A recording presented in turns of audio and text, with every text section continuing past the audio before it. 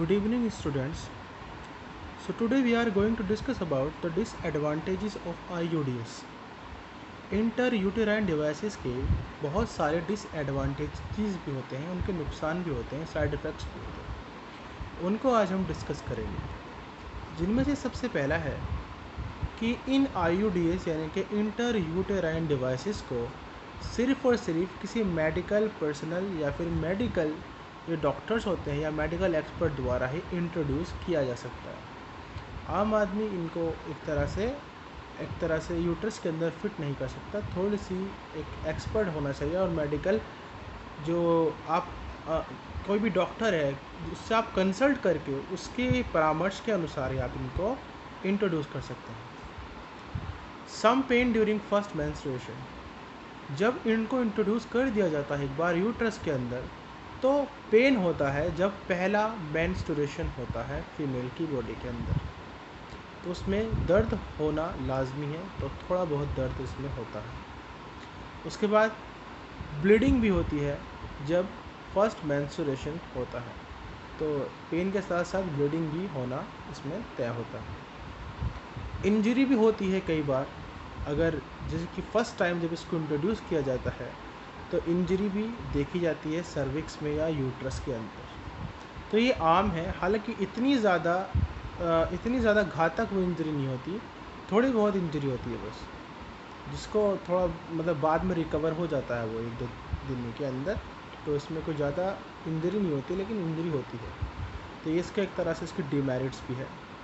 No protection against STDs, ये सबसे important है इसमें कि जो IUDs होते हैं वो सेक्सुअल ट्रांसमिटेड डिजीज़ के अगेंस्ट प्रोटेक्शन नहीं देते, यानी कि STDs से बचाव का यहाँ पर कोई भी इसकी वैल्यू नहीं होती है, यानी कि कोई भी इसमें क्वालिटी नहीं है कि वो सेक्सुअल ट्रांसमिटेड डिजीज़ से बचा सके, ठीक है, क्योंकि ये सिर्फ स्पर्म को मोर्टेलिटी करती है या फिर स्पर्म्स को रोक सकती है, इम्प्लांटेशन को रोक सकती है, स्पर्म की जो एक्टिविटी है उसको कम कर सकती है, लेकिन जो डिज़ीज़ है जो एक दूसरे की बॉडी से दूसरे की बॉडी में जा रही है उसको रोकने में ये असमर्थ होती है। तो ये सबसे बड़ा इसका नुकसान होता है, इसका सबसे बड़ा डिसएडवांटेज है। कई बार फीलिंग स्ट्रिंग्स भी होती है, तो पार्टनर होता है उसको इंटरकोर्स के दौरान फीलिंग स्ट्रिंग्स होती है, किसके थ्रू? IUDs के थ्रू। तो ये सारी चीज़ें हैं इसमें, बाकी आप पढ़ भी सकते हैं बुक में और भी ज़्यादा दी हुई हैं। मेनली जो आपके एग्ज़ाम में अगर आ सकती हैं तो वो ये है जो आपको याद रखनी है बस इसमें। हालांकि इतना इम्पोर्टेंट नहीं है, लेकिन कई बार कुछ भी आ सकता है एग्ज़ाम में, क्योंकि NCERT है, यूपी बोर्ड नहीं है। यूपी बोर्ड वाला जो सिलेबस है वो अब नहीं रहा, NCERT का सिलेबस है, और NCERT में एक लाइन टू लाइन हर चीज़ को पढ़ना होता है। चलिए, तो ये था IUDs यानी कि इंट्रायूटेराइन डिवाइसेस हमने कंप्लीट कर लिया। अब आते हैं अब नेक्स्ट ओरल कॉन्ट्रासेप्टिव्स पर। ओरल का मतलब मुख्य द्वारा कोई भी कॉन्ट्रासेप्टिव लिया जाता है। अब इसमें मुख्य द्वारा तो दवाई ही ली जा सकती है। तो अब बर्थ कंट्रोल पिल का मतलब होता है यहाँ पे कोई भी गोली है, कोई भी टैबलेट है, उसको पिल बोलते हैं। पिल टेकन बाय माउथ, तो माउथ के द्वारा कोई भी एक सर्टेन टाइम में, एक फिक्स टाइम में, एक पर्टिकुलर टाइम के अंदर एक पिल ली जाती है फीमेल के द्वारा, जो कि प्रेगनेंसी को रोकती है। इसके अंदर ऐसी क्या ख़ास बात होती है? तो इसके अंदर मेनली दोनों हार्मोन्स होते हैं, एस्ट्रोजन और प्रोजेस्टेरॉन।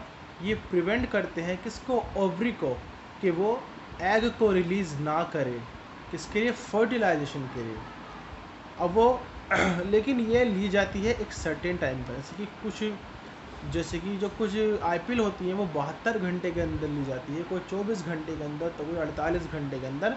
उनका एक सर्टेन टाइम होता है कि अगर आपने इस IPL को इस टाइम के अंदर, इतने टाइम के अंदर ले लिया, तो आप प्रेग्नेंट नहीं होंगी, आपका जो स्पर्म है वो तब तक उसको फर्टिलाइज नहीं कर पाएगा, और अगर कर भी लिया है तो वो इम्प्लांट नहीं हो पाएगा।